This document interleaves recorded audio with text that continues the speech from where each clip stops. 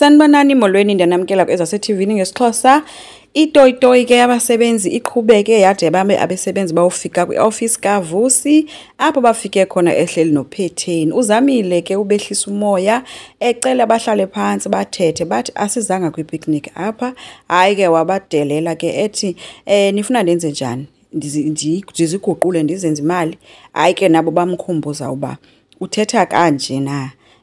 Njengoba wena kaloku ekugqibeleni nguwe umuntu ohlala emzini obubunewunewu kuwo driver i-fancy car kubani ke otya iprofit xa ebaxelela into yoba yena ikhampani ayiyenzi profit bamuzi uba ngubani otya le profit yale khampani.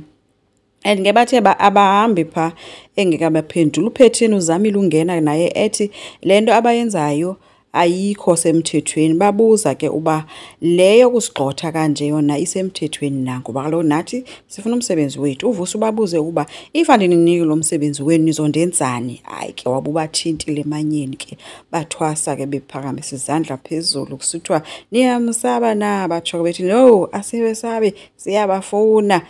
So uyawatsho komnye wathi omnye uVusi uyasidelela and ulihlaza kwathi ke makafundiswe isifundo. Batsho ke besondela kuye ke nanko kuPhetheni uzimela ke ngoVusi emva kwakhe babe abasebenzi belapha phambi kwakhe umile ke ngoVusi akasazi uba makathini bafuna iimpendulo So emveni kokuba bemkile kabasebenzi iyasheka ke family yakwaDlamini idibene ngaphandle ke kokwenzo ke bengekho. Phetheni uthi ke ubalisela njengaba yo wothukile kakhulu ile nto yenzeke phaa njengaxolisile ke ethi ke le into ibingamchaphazeli nokumchaphazela yena. Wathi sathi kodwa ke wamvala ke uVusi ke sithi nothi ngoku dedi cela sime ethi ke siphantse salimala phaa. So ayilo xesha loba sibesithethe zonto. Phetheni uthe ke uVusi uzamile uthetha nabo ethi iyaxaka into yabantu ekudala nisebenzisana nabo banenze kanje. uVusi yena uthe nje lento icacile ungabomthemba umuntu. Njengaye uthe abo bantu ke ngabo bebesebenza leminyaka besebenza le company bezinikele bebile bemanzi for wena benza nje kwale factory uba iphumelele kodwa today asinabasebenzi. Anisababizi kanjalo. uVusi uthi nguye owazi incwadi zala khampani bazibeke kanjani. Phetheni umbuze ukuba lithini ke Vusi icebo lakho. uVusi uthe ufuna ubafundisa isifundo abasoze baphinde basilibale.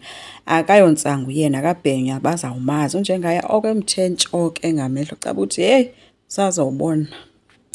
Bethuna uPhetheni ke kungcono bavela azitshatele uNomalanga. Hayi uyamthanda shem nabo behleli bobayithuke uyambulela ngokuhoya ukwenzo ngoku benengxaki ethi ke uyabuza into yoba ubemazi na into yoba sephinde waqala futhi ukusketcha izinto zakhe ethi umqhwabela izandla ethi ke nguwe isizathu soba ukwenza phinda abuyele kubuyena. Watsho ethi ke woman to woman whatever oyenzayo ungayiyeki ngoba iyasebenza. Akasancumanga ke noNomalanga ngoba kaloku uzozifaka ngoku and mhlawumbi uzosebenzisa elaa cebo likagcina athe makasosika pretend engathi upregnant.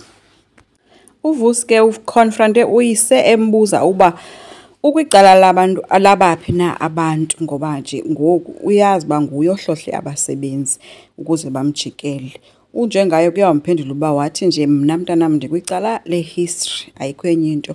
uVusi umbonisile ke nefoto ke or ivideo apho njengaye beye khona eXhopho edibana nabasebenzi.